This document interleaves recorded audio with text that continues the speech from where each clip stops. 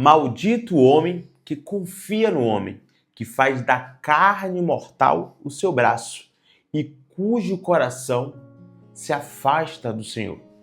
Essa passagem que está em Jeremias, ela traz à tona um tema muito relevante para cristãos e para pessoas que ainda estão amadurecendo na fé, para pessoas que já tiveram um encontro sobrenatural com Deus, mas infelizmente se decepcionaram não com Deus, mas com os homens. A palavra de Deus diz que maldito é o homem que confia no homem. Mas Mateus, e se pararmos para analisar que precisamos de pessoas para praticamente tudo? Eu vou dizer que você tem razão. Nós precisamos de homens para nascer, nós precisamos de homem até mesmo no momento que morremos. Afinal de contas, são os homens que colocam você no túmulo. Desde o momento do seu nascimento até o momento da sua partida, você vai precisar de pessoas. Mas olhe bem, você vai precisar de pessoas para fazer coisas que pessoas podem fazer. Mas para fazer o sobrenatural, para fazer você ter intimidade com o Pai, você tem que buscar somente um. O nosso intercessor, o nosso mediador, aquele que pega as nossas orações e leva ao trono do Todo-Poderoso Deus, o Senhor Jesus Cristo. Se você não entender isso, o Espírito Santo de Deus, ele nunca vai habitar em você verdadeiramente.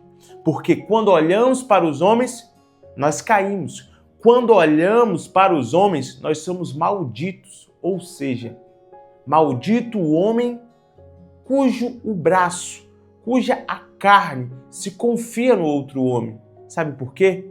Você pode e vai se afastar do Evangelho de Deus. Você pode e vai se afastar do Senhor. E eu lhe explico simplesmente o porquê isso irá acontecer. Normalmente, quando colocamos a nossa esperança em pessoas de carne e osso, assim como eu e você que está me assistindo agora, iremos nos decepcionar. A palavra de Deus diz que Ele já tem um propósito para as nossas vidas desde o ventre das nossas mães. Ou seja, Deus ele já saberia que aconteceria tudo. Ele já sabe que você vai se decepcionar com a namorada, com um amigo, com um primo, com um parente, com a mãe, com o pai que te conceberam. Imagina só se Deus ele não soubesse de tudo isso. E é justamente por isso que ele nos entrega esse manual. E em Jeremias fica claro que não podemos colocar nossa esperança em homens e mulheres que não têm a capacidade de fazer o sobrenatural, que não têm a capacidade de perdoar, se humilhar e entregar o seu Filho único para que todo o que nele crê não pereça mais, mas tenha a vida eterna. É isso que Deus fez por você. É isso que somente Deus consegue fazer por você. É pegar os seus pecados e jogar no mar do esquecimento. E quando eu lembro disso, passa um filme na minha cabeça.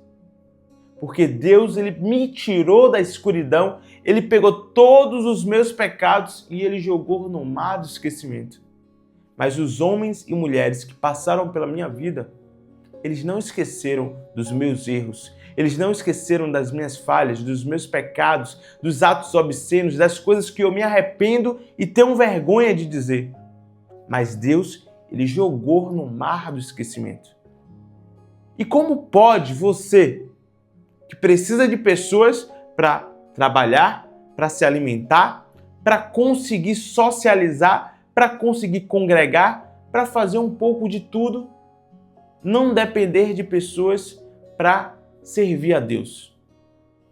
A salvação, ela é individual. A palavra de Deus ela vai dizer que eu e a minha casa serviremos ao Senhor. E glória a Deus por isso. Mas só que antes de a sua casa servir ao Senhor, você tem que servir ao Senhor. Você tem que ser a base, o alicerce, mas não o Deus, mas não aquele que as pessoas vão olhar e admirar e idolatrar, porque só existe um que é digno de toda honra e de toda glória, que é o Senhor. É isso mesmo, você não pode dividir a glória de Deus com ninguém. com sua mãe, com seu pai, com o seu chefe, com quem quer que seja.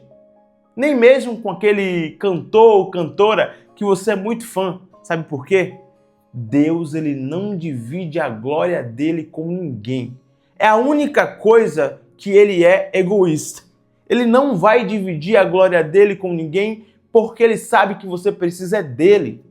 É ele quem te socorre no momento de aflição. É ele que pega a sua mão com as potentes mãos dele e leva você para um lugar de luz, para um lugar de salvação. O homem, ele não tem esse poder. As portas, a cada dia, elas vão se fechar para você. É isso mesmo. As pessoas que outrora estavam com você, curtindo, bebendo, fumando, fazendo o que quer que seja, elas vão te decepcionar. Eu tenho essa notícia triste para lhe dar. Elas me decepcionaram, elas me esqueceram, elas me deixaram numa cama em depressão. Mas Deus, ele não esquece de você. Deus, ele não deixa você para trás, sabe por quê? Existe uma promessa para você. Você não foi chamado, não. Você foi escolhido por ele.